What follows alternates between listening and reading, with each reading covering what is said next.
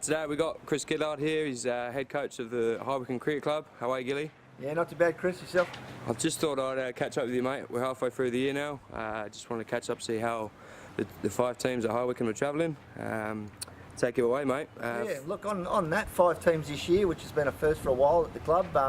We didn't have an under-17s side this year, so we decided to retain those guys and throw them into the senior mix, and they've been performing outstandingly this year with some refreshing numbers coming back to us. So beautiful. Look, all the teams, the first 4 anyway, are going really well. Our one-day 2, unfortunately, have been the victims of a few guys revolving around work and everything else. But look, the top 4 sides, I'll run through every team individually if you like, and we'll start off with the first grade.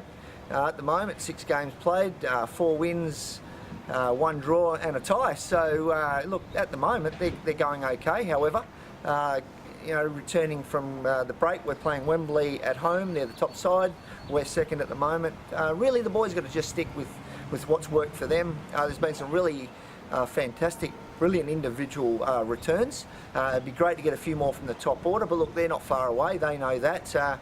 But at the moment, we've just got to keep trusting our game, player driven for success and to succeed. And look, you never know. We like to keep the lid on things, and we'll see what happens. Stay tuned. Just on the first grade there, mate, what do you think the top order has to do to improve, and also what instances this year really stuck out for you individually? What performances? Oh, look, you know, as you know, Chris, coming up from second grade last year with a bit of success there, we should never have been in second grade there, but we come up.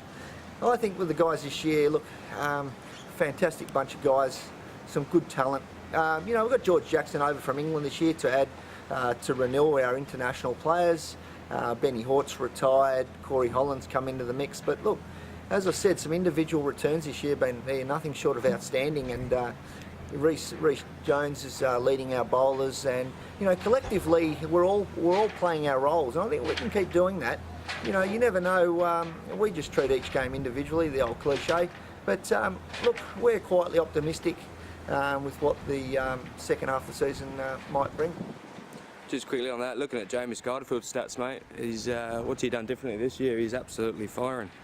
Well, he's standing up nice and straight, and of course he's injury-free when he's batting, and that's you know, that's so important. I think he's been injured for 18 months, and he's had numerous operations. He's feels like he's been injured ever since I've met him, Gilly. Yeah, it's a fair thing to say. He always looks injured, and look, I think he's enjoying his cricket and the way he's playing. Look, let's just hope he can continue if he can. We'll bat around him, and Aaron O'Connor, geez, he's got a new lease of life. He also was injured last year and came good in the second half of the year. When we threw him down to number 5, he looks a lot more relaxed down there, and I think you know, he's loving his cricket at the moment, and that's what it's all about. Perfect. Sounds like the first team are on to a winner there, and hopefully they have a good year.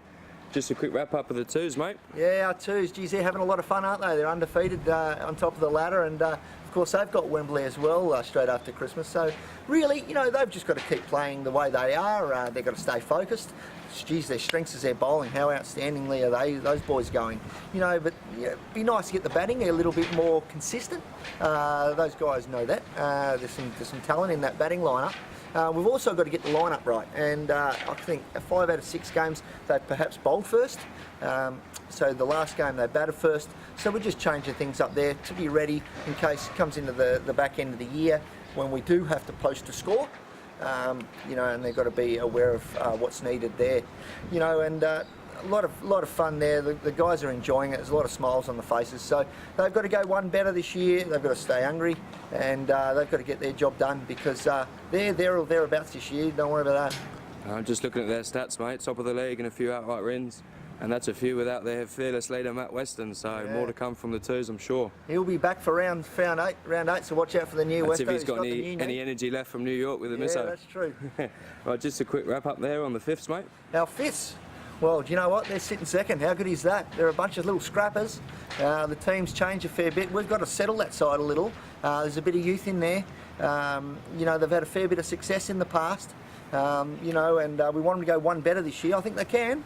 We've got the Howler back. He's come back from a broken ankle.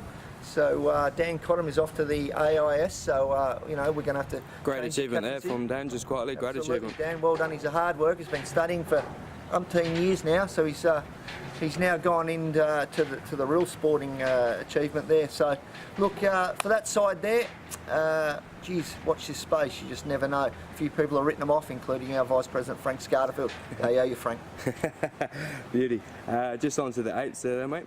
Yeah, look, the 8s, that's our development side. How good is that? They're all 15 years of age, led by Sturge, of course. Now, you know, you've got a couple of mature guys down there, but they're so exuberant. They're refreshing. They bring an enthusiastic, lively, different type of cricket to the mix. You know, they're good kids.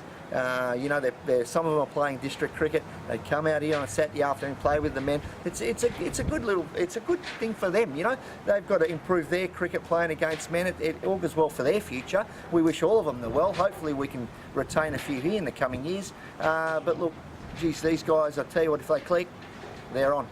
Sounds like great fun in that team as well, mate. Just on to the 1-day 2s, our 5th team there. Yeah, look, our 1-day 2 last year were, I think, undefeated at Christmas.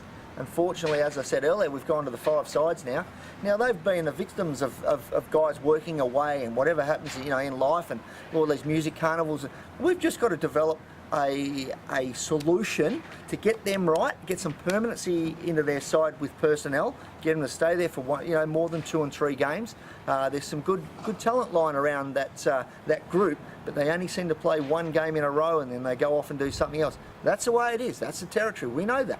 But I tell you what, I think the club will be a little stronger after Christmas. They'll benefit from that, being the 5th side down. If Dave Barron can get some runs himself, and we bat around him, you never know. They could just come over the wet sail. Good luck, boys. Thanks for listening.